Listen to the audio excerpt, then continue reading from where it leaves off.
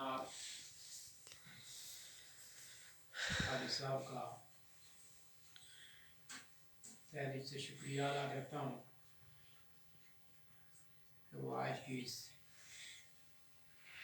مجلس میں تشریف لائے، دن کو ڈیوٹی بھی انجام دی، کل بھی ڈیوٹی انجام دینی ہے، ظاہر ہے کہ ان کے آرام کا وقت تھا، وہ تشریف لائے۔ اللہ ان کو جزائے خیر عطا فرمائے، اور جس لائن میں جس راستے میں ہیں اللہ ان کو دن بدن ترقی نصیب فرمائے۔ آج قرآن پاک تلاوت میں مکمل آپ نے سنا،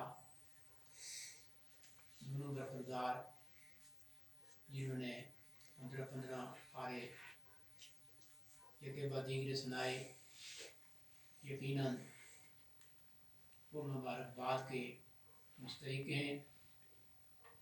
اللہ نے جو اپنے کتاب کو یاد کرنے کی بشارتیں ہمیں دی ہیں، اللہ دنیا اور آخرت میں ان بشارتوں سے ان کو نوازے۔ برخوردار مسعود نے وہ تھوڑا قرآن پاک سنا رہا ہے، 26 کو اس کا بھی ختم ہے۔ میرے لیے سب سے بڑی دولت، سب سے بڑی خوشی یہی ہے کہ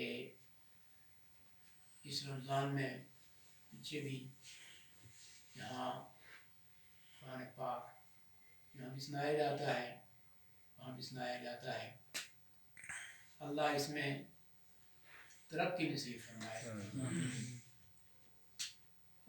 منگ میں تھے مولانا یاسین صاحب کے پاس کوئی پروگرام تھا یا کیا، مولانا امیر حق صاحب باہر سے تشریف لائے،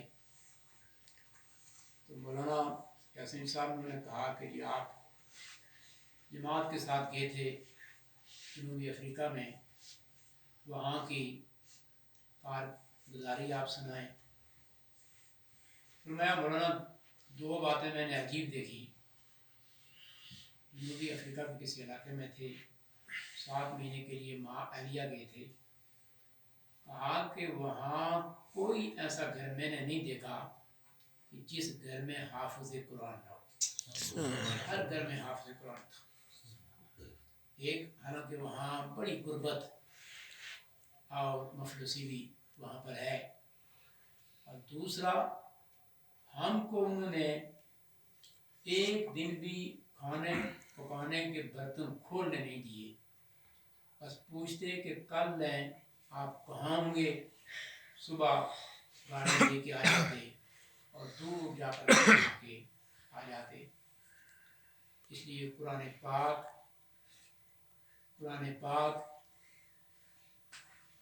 خود چونکہ محفوظ ہے، اس کی حفاظت کا ذمہ اللہ نے لیا ہے۔ جس کی حفاظت اللہ کر رہا ہے، جو اس کو محفوظ رکھنے کی کوشش کرے گا، اللہ جل شانہ اس کو بھی محفوظ فرمائے گا۔ دیکھو آپ اس حالات میں، ان حالات میں بخوبی واقف ہیں کہ یہ اس وقت پوری دنیا میں ایک بڑی وبا جو آئی ہوئی ہے، اور دنیا بھر کی سب سے بڑی سپر طاقت امریکہ ہے، اور سب سے زیادہ دماغ پھرا صدر وہ بھی امریکہ ہے۔ لیکن اس مصیبت کے وقت میں جب اسمبلی کا اجلاس ہوتا ہے تو وہ کون سی کتاب کی طرف اس کی توجہ جاتی ہے کہ اس کی تلاوت کی جائے۔ اس نے عیسائیوں کو نہیں کہا، اس نے یہودیوں کو نہیں کہا، اس نے کسی اور کو نہیں کہا، مسلمانوں کو کہا کہ مسلمان اپنی اس کتاب جسے قرآن کہتے ہیں، حالانکہ اس نے خود ایک جعلی قرآن بھی امریکہ میں بنایا ہوا ہے جس کا نام فرقان حمید ہے۔ وہاں جب قرآن خریدتے ہیں تو کہتے ہیں کون سا قرآن خریدیں گے، مسلمانوں کا قرآن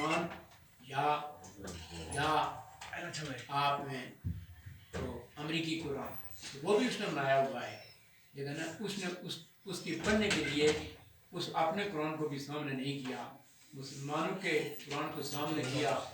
اور میں نے دیکھا کہ باقاعدہ وہ جو قرآن پاک کی تلاوت کرنے والے تھے اسٹیج پہ آئے، قرآن پاک کی تلاوت کی، انگریزی میں اس کا ترجمہ کیا، اور اس کے بعد وہ نیچے اتر گیا۔ گویا یہ ہمارے لیے ایک بہت بڑی دلیل ہے، جو قرآن کو نہیں بھی مانتے وہ بھی اس کی عظمت اور اس کی حقانیت کے قائل ہیں۔ جو ہم ماننے والے ہیں ہمیں اس کے ساتھ کتنی لگن، کتنا پیار اور کتنی محبت ہونی چاہیے۔ مصر کے ایک صدر تھے جن کا نام تھا جمال عبد الناصر۔ اس کے روس کے ساتھ، سوویت یونین کے ساتھ تعلقات تھے۔ ایک دفعہ وہ روس میں آئے تو روس کے صدر نے جمال عبد الناصر کو یہ کہا کہ ہمارے لیے کیا تحفہ لائے۔ جمال عبد الناصر مصر کا صدر ہے، ادھر یہ بھی اپنے ملک کا صدر ہے اور دنیا کی سپر طاقت ہے، کہتا کیا تحفہ لائے؟ انہوں نے کہا اس وقت کو تحفہ نہیں لایا، لیکن آئندہ جب یہاں پر آؤں گا تو میں آپ کے لیے تحفہ لاؤں گا۔ پھر دوبارہ جب وہ روس میں آیا تو اس نے بطور مزاح ہی کہا کہ ہمارے لیے کوئی تحفہ لائے ہو؟ اپنی اس جو مجلس تھی اس کے اندر انہوں نے کہا ہاں میں تحفہ لایا۔ تو وہاں سے جب آئے تھے تو مصر کے ایک بہت بڑے قاری، سب حضرات جانتے ہیں انہیں، ان کی آواز سے، جمال عبد الناصر کے دور میں قاری عبد الباسط، تو قاری عبد الباسط کو ساتھ لائے۔ تو جب صدر نے کہا کہ آپ کیا تحفہ لائے؟ انہوں نے کہا میں آپ کا تحفہ یہ لایا ہوں۔ صدر حرام یہ کیسے تحفہ؟ میں وہ تحفے کا ہے انسان، یہ کیسے تحفہ؟ اس کو کہا کہ تم اپنی کلام جو ہے پڑھو۔ جب جمال عبد الناصر نے قرآن پاک اپنی خاص آواز میں پڑھی تو جمال عبد الناصر کہتے ہیں کہ میں نے آنکھ اٹھا کر دیکھا تو روس کا صدر، اس کی آنکھوں سے آنسو بہہ رہے تھے اور اس کی جتنی کابینہ تھی وہ بھی ساری رو رہے تھے۔ جب مجلس ختم ہوئی تو میں نے جمال عبد الناصر سے پوچھا کہ تم نے کیا پڑھا؟ انہوں نے کہا آج میں نے جب آپ نے کہا کہ میں نے اللہ سے دعا کی، میرے اللہ اس سے پہلے تو میں یہ تیری کتاب ان کو پڑھ کے سناتا تھا جو اس کو مانتے تھے، اور آج ان کو سنا رہا ہوں جو اس کو مانتے نہیں ہیں۔ بس مجھے نہیں پتا کہ میں نے کیا پڑھا، کیسے پڑھا۔ جب اس کی تلاوت بھی ختم ہوئی جمال عبد الناصر کی، اس کی قاری عبد الباسط کی اس کی بھی جو ہے وہ آنسو تھے اور ادھر سارے رو رہے تھے۔ تو لہذا قرآن پاک اپنی حقانیت کا، میں غالباً سن 1983 میں ایم اے اسلامیات کا امتحان دے رہا تھا، جہاں سنٹر ہمارا راولپنڈی میں تھا۔ اتنا میری کہ قاری سعید الرحمان صاحب کے مسجد کے اندر ہیں، اس نے قرات کی تقریب ہوگی، میں بجائے امتحان کی تیاری کرنے کو ادھر چلا گیا۔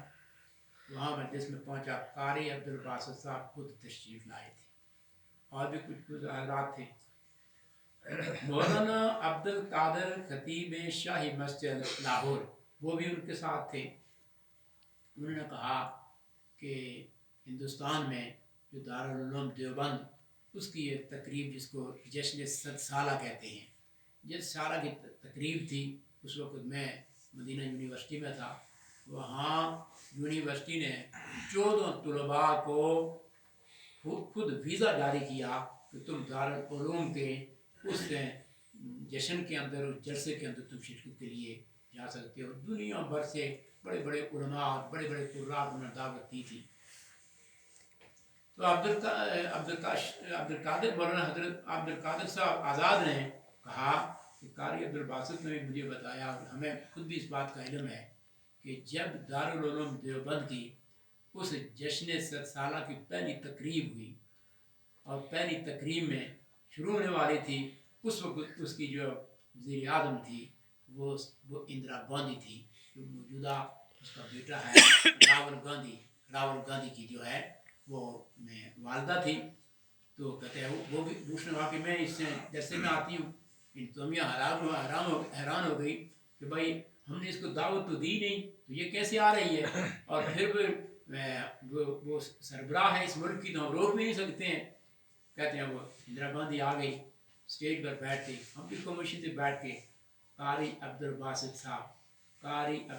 साहब ने कुरान पाक की तिलावत शुरू की। वो हमातन वो उसको तिलावत सुनती रही। जब कारी अब्दुल बासित साहब ने तिलावत ख़त्म की तो इंदिरा गांधी ने तोमिया कहा कि मैं जाती हूँ।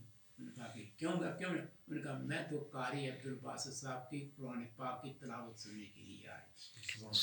ये हिंदू औरत थी, हिंदू है, तो उनको भी इसकी अजमत है उनके दिल में थी।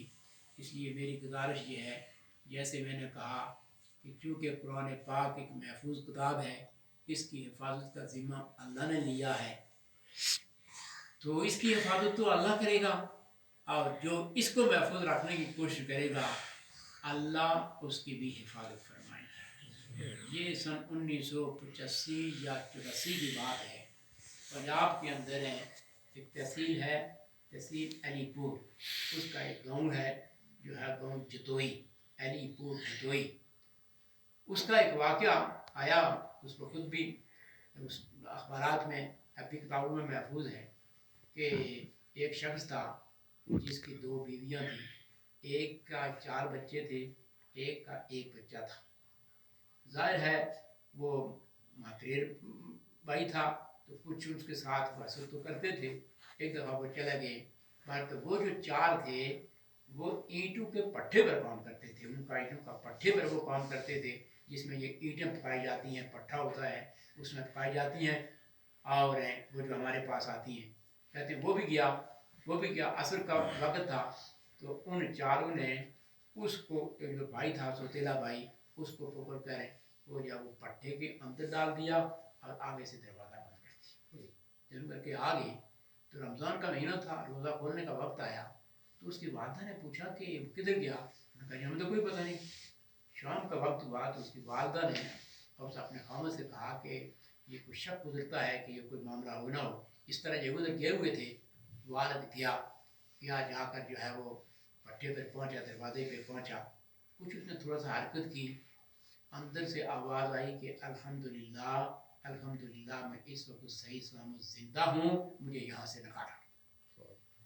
जब उन्होंने दरवाज़ा खोला तो वाकई सही सालम थे वो, उसको निकाला। उन्होंने कहा क्या हुआ? उन्होंने कहा ये तो भाई मुझे जो है वो बंद करके चले गए, और मगरिब का वक्त जब वक्त आया तो मेरे लिए बाकायदा इफ्तारी आई, मैंने नमाज मगरिब पढ़ाई, ऐसे मालूम होता था कि मेरे पीछे भी कोई मुक्तदी है, मुझे नहीं पता कि कौन है। इसी तरह मैंने नमाज इशा पढ़ी और उसके बाद आप आ गए, उनको सही सालम दे के आ गए। उन्होंने कहा मैं अपने भाइयों को जो इनके मेरे साथ किया है मैं इनको माफ़ कर देता हूँ, इसका कोई इंतकाम नहीं लेता, अल्लाह ने मेरी हिफाजतें फरमाई। अभी एक ताज़ा वाक़या, ये जो किताब आई है जन्नत का पासपोर्ट,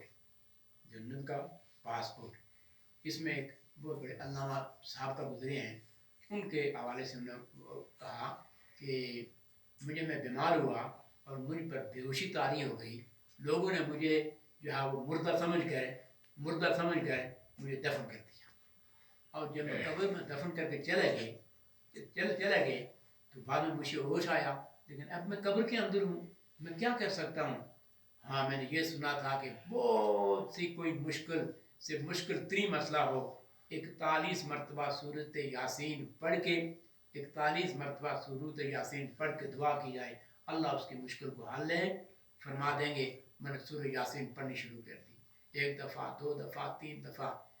जब मैंने 39 मरतबा सूरत यासीन पढ़ी तो कब्र को खोदने की आवाज़ आई। कोई गोरकुन था जो कब्रें खोदते हैं, उसने इस लिहाज के साथ, वो संगदिल होते हैं, जब कोई नया मुर्दा दफन होता है ना, तो वो उस कफन की खातर वो नई कब्र जो उखाड़ के उसका कफन जो है उसका निकाल देते हैं। उसने इस नीयत से जहाँ वो कब्र खोदनी शुरू की, इसका कफन जो है मैं लूँगा। और जब मैं 39 मरतबा मैंने पढ़ा तो कब्र खोदनी शुरू की, तो मैंने आस्ते पढ़ना शुरू किया, मेरी आवाज़ न जाए ताकि जो है वो खोदना बंद न कर दे। और जब मैंने जो है वो 41 मरतबा पढ़ा, वो कब्र जो है वो खोद के ऊपर से जो है वो पत्थर हटा चुका था। जब मुझे देखा कि मैं सही सालम हूँ, उस पर गश्तारी हुई, वो वहीं पर मर गया, वो वहीं पर मर गया। अब मैंने सोचा कि अच्छा क्या करूँ। अब मैं इस रात के वक्त अगर अपने गांव में जाता हूँ तो कोई समझे कि पता नहीं क्या हो गया। मैं वहीं रहा कब्रिस्तान के अंदर। दिन के वक्त हुआ जब, तो मैं अपने गांव में चला गया, सारा वाक़या मैंने सुनाया। कई साल उसके बाद वो जिंदा रहा। इसलिए मेरी आप हजरात से गुजारिश ये है, जो कुरान पाक पढ़ सकते हैं, पढ़े हुए हैं, वो कभी कोई बहुत ही मुश्किल वक्त हो अलग बात है, लेकिन अपने प्रोग्राम में ये शामिल करें कि मैं हर दिन कुरान पाक जितना भी हो सकता। वैसे तो फरमाया कि 40 दिनों में कुरान पाक ख़त्म करना ये कुरान का हक है। अगर आपने 40 दिनों में ख़त्म किया तो आपने उसका हक अदा किया, नहीं किया तो ये उसकी हक तलफी होगी। लिहाजा ऐसा मामूल बनाए कि 40 दिन में हमारे कुरान पाक हैं जो है वो ख़त्म हो जाए।